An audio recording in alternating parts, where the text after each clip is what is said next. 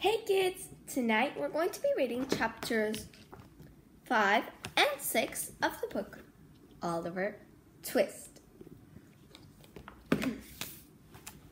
Chapter 5. Kidnapped! Where's Oliver? roared Fagin when the Dodger and Bates returned from the robbery. Before they could reply, a very loud voice was heard. It was Bill Sikes, one of Fagin's gangmen. Beer stains covered his face and his dirty clothes. His shaggy white dog was at his feet. When Sikes heard about Oliver and the robbery, he cursed at Fagin for letting the boy go along before he was well trained. Oliver will blab to the police and get us all into trouble, Sikes complained. The boy had to be found and brought back.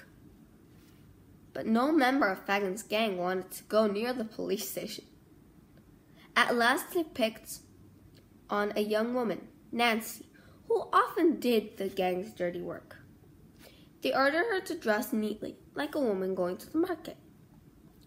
"Where's my little boy?" cried Nancy when she reached the police station.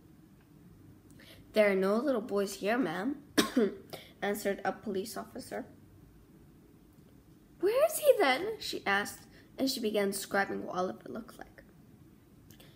"Oh, he was driven to the home of a gentleman in Pentonville," said the officer. When Fagin heard this news, he exploded. "The boy must be found," he cried. "Even if we have to kidnap him, none of us will be safe until he is brought back here." Oliver will blab to the police. This is Fagin, and you can see all of the kids crowded behind him. This is Sikes, his dog, and I believe that is Nancy. Bill, Sikes, and Nancy met Fagin in a tavern. Fagin whispered some instructions to them and gave them some coins. Then they left. They followed Oliver from Mr. Brownlow's house, and just as the boy was passing the bookstall, they ran up to him. "Oh, my dear brother, I found you at last!" screamed Nancy, throwing her arms around Oliver's neck. "I've been so worried about you. Why did you run away?" Oops, here. Where's my little brother?"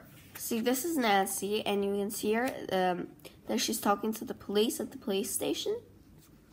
And the police is holding up a report, I'm guessing.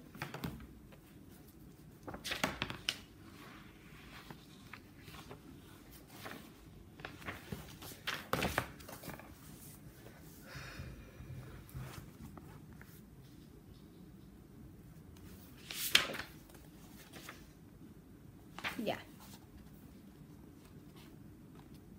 A crowd gathered to watch them. "He ran away from his parents, who took such good care of him," Nancy told the people. "He joined a band of robbers and almost broke his dear mother's heart." "You naughty child," scowled one woman. "Go home now and stay out of trouble," said another. "I have no parents," Oliver protested. "I'm an orphan." Suddenly, Sikes appeared with his dog. "What's going on here?" he shouted. "Go right home, Oliver. Your mother is waiting." "Help! Help!" cried the boy to the crowd. "I don't know these people. Please don't let them take me away." "Where did you get these books?" demanded Sikes.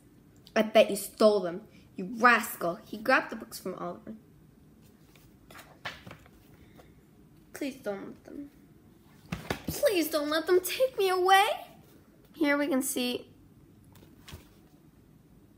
Nancy looking a little mad at Oliver, and Oliver's a little shocked.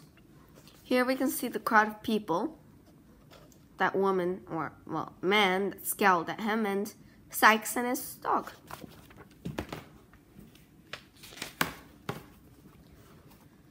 The boy, still weak from his recent illness, was dragged away into the night. Minutes later, Fagin was emptying Oliver's pockets. "Just look at Oliver's pretty new clothes and his books," he said. And what's this? A 5-pound note. That money is mine, growled Sikes. No, it's mine, said Fagin. You take the books and sell them. If Nancy and I don't get the money, we'll take the boy away again, warned Sikes. Fagin handed over the money, and Sikes tied the bill in his handkerchief and put it away. Don't take the books, cried Oliver. They belong to the kind gentleman who took care of me when I had the fever. Keep me here forever if you have to, but return the money and the books, or the gentleman will think I stole them. Empty Oliver's pockets. Here we can see Fagin, who took the 5-pound bill out of Oliver's pockets, and Oliver looking very mad. We can see Sikes with a very pleased look. And again, there appears, excuse me, there appears his bulldog.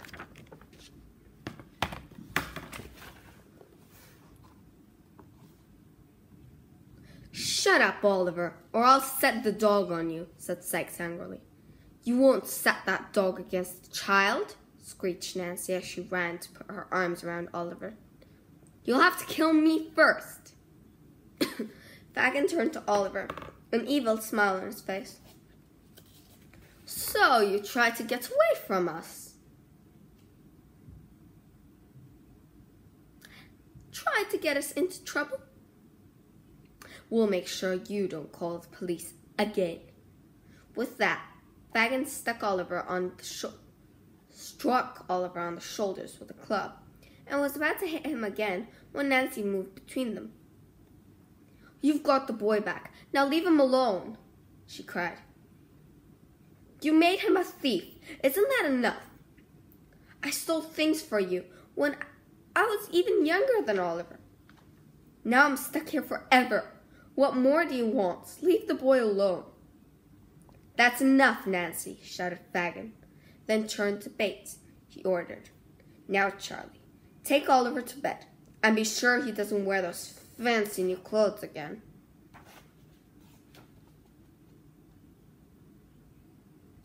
Okay. Fagin strikes Oliver with a club.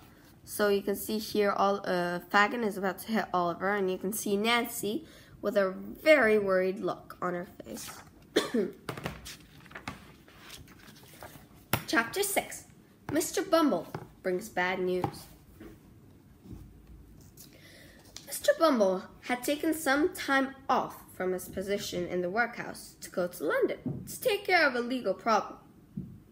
At a tavern along the road, he reads the following newspaper advertisement. 5 guineas reward to anyone with information leading to a young boy, Oliver Twist, who either ran away or was kidnapped from his home last night. The money will go to any person who finds Oliver or who sheds any light on his past. Oliver's description and Mr. Brownlow's address were printed in the paper. Mr. Bumble went directly to the gentleman's house and found Mr. Brownlow and Mr. Grimming in the study drinking tea. Mr. Bumble reported to them that all he knew of Oliver's background. The boy had been born of low parentage. He had been an evil and ungrateful child, and he had taken another boy and then ran away in the middle of the night. Mr. Bumble then presented legal papers proving he knew Oliver. Thank you for coming, said Mr. Brownlow sadly. Here are the 5 guineas. I only wish your report on Oliver had been more favorable. He was such a dear, kind, gentle child, said Mrs. Bedwin. Think that you will, Mr. Brownlow told her. I am so disappointed in that boy that you are never to mention Oliver's name in this house. Mr. Brownlow was so hurt that Mr. Grimwig decided not to say, I told you so. Disappointing news for Mr. Brownlow. That's Mr. Brownlow, who looks very sad, and that's Mr. Grimming, I believe. No, that's Mr. Grimming, and that is Mr. Bumble, who's looking very happy that he's gotten his reward. Now, I think the 6th chapter was kind of short, so I'm going to read chapter 7 as well.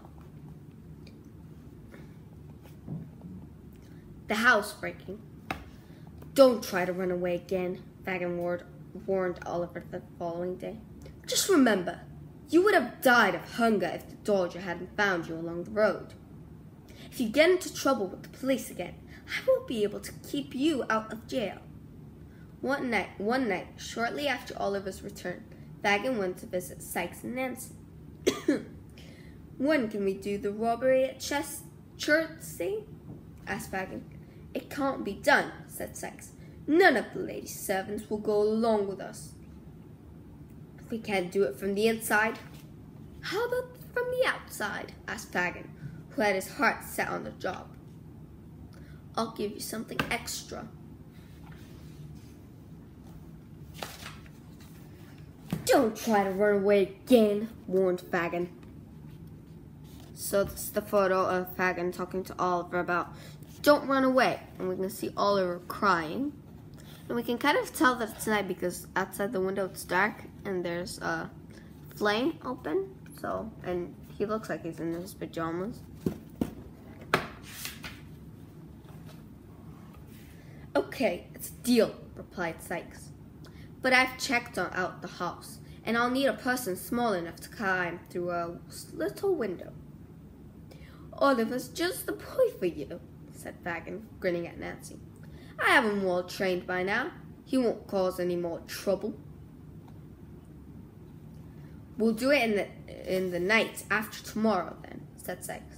There won't be a moon then, Nancy. You bring Oliver to me. Oliver was reading when Nancy arrived. She sank into a chair and moaned loudly. God forgive me, she cried.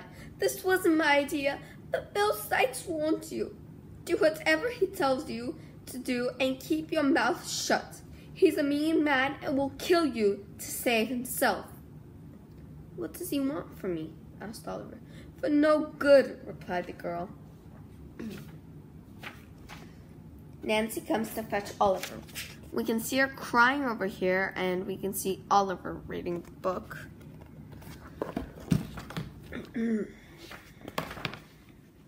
Not long. Alright. Oh, hold on. Nancy grabbed Oliver's hand and led him into the street. He thought of screaming for help or running away. The girl guessed what he was thinking. I've tried to help you, but I couldn't, she said. And you can't help yourself either. If you want to get away from here, now is not the time. I promised Fagin and Sikes that you would be quiet and would obey them. If you don't listen to them, harm will come to both you and me. I might even be killed. Please don't make me suffer anymore. When they came to Sikes' house, the robber held up a pistol. He loaded it and warned Oliver that if he made any noise or tried to run away, he would be shot. It was 5 a.m. when Sikes and Oliver left the house. The boy was given a cape to cover himself with and a big handkerchief to tie around his neck. Sikes patted the pistol in his coat pocket. Oliver turned to take a long last look at Nancy, but she sat staring at the fireplace. Taking Oliver to Sikes. Here we can see the picture of Nancy already taking Oliver by the hand and taking him to Sikes and Fagin. And here we can see Oliver that he's shocked and he's about to scream and he looks terrified and like he wants to cry. Sikes and Oliver walked for a whole day until they reached a dark, decaying house at the edge of a river. Inside they found Toby Crackit, a gang member, resting on an old dirty couch and smoking a long clay pot. "Good to see ya, Bill," said Toby. "Who's the boy?" "This is Oliver Twist, one of Fagin's boys." Toby looked at Oliver and smiled at Fagin's choice of a new boy. His dirty fingers covered with large, cheap rings twisted the long reddish curls that made a circle around the outside of his bald head. Sykes bent down and whispered something to Toby. Then the two men tucked pistols into their belts and led Oliver outside into the dark, foggy night.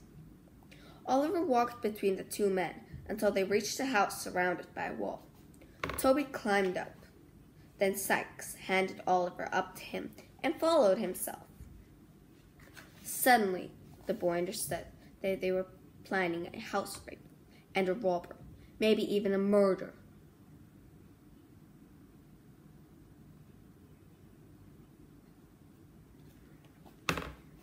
Oliver meets Toby Crackit. That's what it says under here. So that's Toby Crackit. That is Oliver, who looks shy, scared, terrified. And that is Sykes. "Oh, for God's sake, let me go!" cried Oliver. "Let me run away and die in the fields. I will never tell the police on you. Never! Have mercy on me and don't make me steal." Sykes cursed and aimed his pistol at the boy. Toby struck the gun from his hand and dragged Oliver to the house. Sykes forced open the shutter to reveal a window behind it. The window was just big enough for Oliver to squeeze through. "Take this lantern," said Sykes, handing the light to Oliver. "When you get into the house, go to the front door and open it for us. I'll be holding the gun at your back, so don't try any funny business." Oliver crept through the window and jumped down into the room. He made his way to the door and let Toby and Sykes in. As they walked slowly down the hall, Oliver made a decision. He would run upstairs and alert the sleeping family, even if it meant his death. Suddenly, from behind him, Sykes was shouting, "Come back! Come back! Back! Back!" Sykes called, frightened by Sykes' voice and by a loud cry from someone upstairs. Oliver dropped his lantern. The cry was repeated. A light appeared, and Oliver saw two frightened, half-dressed men at the top of the stairs.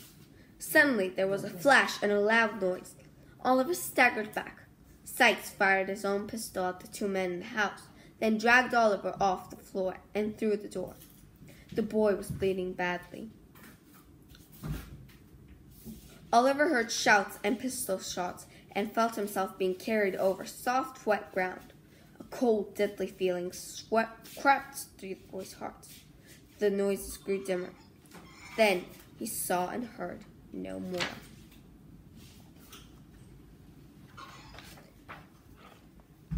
A housebreaking. Here we can see Oliver squeezing through the window, and Sykes aiming his pistol at the boy. And on the next page, we can see Oliver is shot. You can't really see it, but you can see Oliver falling to the ground because he has been shot. And we can see the two. Oh, I think that man shot Oliver by accident, and Sykes was shooting at the man, so it was a war. And that is the end of chapter. What did we read today? Chapter 5, chapter 6, and chapter 7. Good night, and see you next time.